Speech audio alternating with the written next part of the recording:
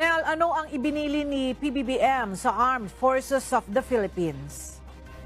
Yes, Ella, dapat maging handa ang Pilipinas dahil sa mas dumaraming pahayag ng mga banta sa labas ng bansa.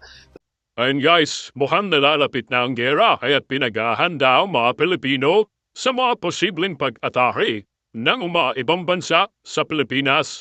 Dahil sa sunod-sunod ng mga ebidensya ng mga Chinese na nandito na sila sa Pilipinas at kalat na sila. Katulad nila man ng mga uniforme ng mga sundadong Chinese na natakbuhan sa Pogo na ni-raid.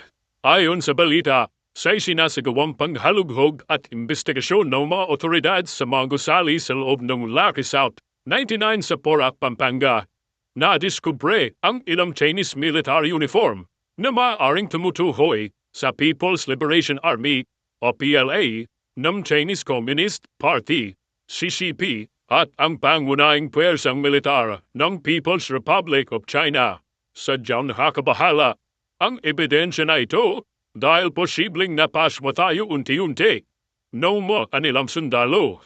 Kaya't nababahala ang mga eksperto na posibleng ito ang isa sa mga ebidensya at magpapatunay na may mga sundalo na andito sa Pilipinas.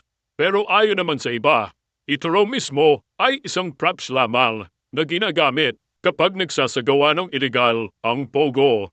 Mukhang nalalapit na ang digmaang pandaigdig.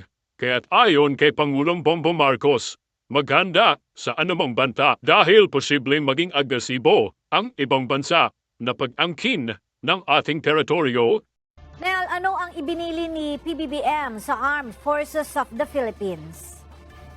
Yes, Ella, dapat maging handa ang Pilipinas dahil sa mas dumaraming pahayag ng mga banta sa labas ng bansa. Resulta ng pagtaas ng geopolitical tension sa Indo-Pacific. Ito ang sentro ng mensahe ni Pangulong Ferdinand Marcos Jr. kahapon nang dumalaw sa 5th ID ng Philippine Army sa Camp Melchor de la Cruz, Isabela. Ayon kay Pangulong Marcos na ilagay ang Pilipinas sa area of interest ng China dahil malapit ito sa Taiwan. Kaya mahalagaan niya na maging handa ang northern part ng bansa sa anumang maaaring mangyari. Ayon kay PBBM, mas nakakabahala ngayon ang nagaganap na external threat kaya kailangan ng preparasyon. Dagdag pa ng Pangulo, kailangang i-reorient ang pag-iisip ng liderato ng Pilipinas at i-adapt ang full commitment nito na depensahan ang teritoryo ng bansa. Hindi anya kukuha ng teritoryo ang Pilipinas o guguhit man ng panibagong sovereign territory o EEZ o baseline. Ngunit binigyan tiin ng Commander-in-Chief na hindi papayag ang Pilipinas na kuhanin naman kahit ang 1 pulgada ng teritoryo nito. Dahil naman dito tinukoy ng Pangulo ang halaga na maibigay ang kinakailangang equipment, training at mga pasilidad para sa Armed Forces of the Philippines. Samantala, nagkakaroon naman ng tensyon ang iba't ibang bansa. Kabirami dyan ang pag-aaway di umano ng South Korea at North Korea. Ayon sa balita, ang North Korea ay nagpadala ng mga basura sa South Korea. Samantala ang South Korea naman ay gumanti sa pamamagitan ng pagpapatugtog ng mga madalas na music. Ito ay hindi pwede sa North Korea, kaya tumiinit na tensyon ay posibleng lumala sa mga susunod na panahon.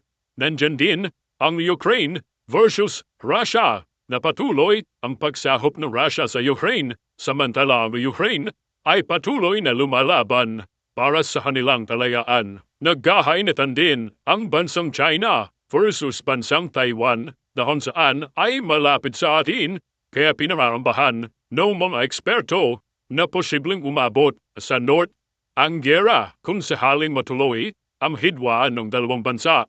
Samantala, ang bansang Vietnam ay patuloy na gumagawa ng mga ekstruktura sa Spratly Island na kung saan pagmamay-ari ng Pilipinas ang naturang island. Iniulat ng US think tank na Asia Maritime Transparency Initiative ang mabilis na pagpapalaki ng outpost ng Vietnam sa Spratly Islands. Nakagawa na ang Vietnam ng bagong 280 na hektarya ng lupa sa 10 feature sa Spratlys ngayong taon kumpara sa 163 na nagawa noong 2023 at 138 noong 2022. Halos dumoble na ang sukat ng Bark Canada Reef. Lumawak din ang landfill at naglalakihan na ang Discovery Great Reef, Namit Island at Pearson Reef. Naniniwala ang maritime law expert na si Professor J. Batong Bakal na pinalalakas ng Vietnam ang depensa nito sa gitna ng banta mula sa China. Vietnam is facing a possibly even greater threat from China pagdating dun sa mga isla na yon. Meron daw actual threat ang China na titirahin nila yung Vietnam in relation to yung petroleum exploration nila. Pero nilinaw ni Batong Bakal na nakasisira ng marine environment sa Spratlys ang mga ganitong aktibidad. Inaangkin ng Pilipinas ang northeastern section ng Spratlys na tinatawag na Kalayaan Island Group kung saan okupado ng bansa ang Pag-asa Island. Ayon kay Batong Bakal, patuloy ang mapayapang dialogo ng Pilipinas at Vietnam at nangingibabaw ang pagkakaibigan ng dalawang bansa. We're concerned dahil syempre may effect din yun dun sa natural environment. Pero at least pagdating dun sa mga ganyang issue, nakita natin hindi ginagawa ng Vietnam yung ginagawa ng China sa atin. At nakakapag-usap tayo ng maayos. There's no real reason to undertake any legal action na adversarial. Dahil nakakapag-usap pa sila. Ayon kay Commodore J. Tariela ng Philippine Coast Guard, nakatutok ang reklamasyon ng Vietnam sa mga maritime features na okupado nila bago pa ang 2022 Declaration on the Conduct of Parties in the South China Sea. Hindi naman anya nangaharas ng mga mangingisda at iligal na nagde-deploy ng Coast Guard at maritime militia vessels ang Vietnam sa katubigang nakapalibot sa maritime features ng Pilipinas. Hinimok naman ni Batong Bakal ang Pilipinas na idulog na sa United Nations ang issue sa West Philippine Sea. Ito ay kahit pa permanent member ng UN Security Council ang China at may veto power para harangin ang paghahain ng resolusyon ng Pilipinas. So the mere fact na dadalin mo yung issue sa international community para malaman nila kung ano nangyari at anong katotohanan, that's already an important step. Ayon naman kay Dindo Manhit ng Strat-based ADR Institute, kailangang samantalahin ng Pilipinas ang military cooperation sa mga kaalyadong bansa. I believe there are countries that are willing to stand up with us. We need our government to maximize their commitment to cooperate with us and to harness them more as we protect rules-based order. Dagdag ni Manhit na sa tamang landas ang polisiya ngayon ng Pilipinas pero kailangan anyang magpatuloy ito para magsilbing sandigan sa pagtataguyod ng soberanya at karapatan ng Pilipinas sa West Philippine Sea. Ang tugon naman ng mga Pilipino sa baritang ito, sinisira nila ang kalikasan natin. Maniwala kayo, walang totoong kaibigan sa panahon ngayon. Kaibigan ka lang dahil sa may kailangan sila sa iyo. Ayon naman kay Jerry M., parang kakampingan ng Vietnam at China. Dami Chinese dyan, hinahayaan lang nila.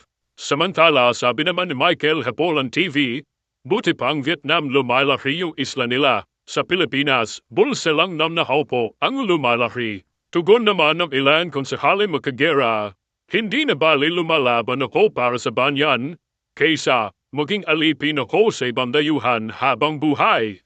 Ayon kay Marie Chris, magsikap para sa pamilya. Kasi kahit ano pa man mangyari, wala namang pakialam ang mga chick. Kung may kakainin ba kayo wala sa sarili mong pamilya. Ayon naman kay Lovig, laban, mamamatay akong Pilipino sa isip sa salita at sa gawa. Mamatay muna ako bago nila masaho pati ang pagkatao at puso ko.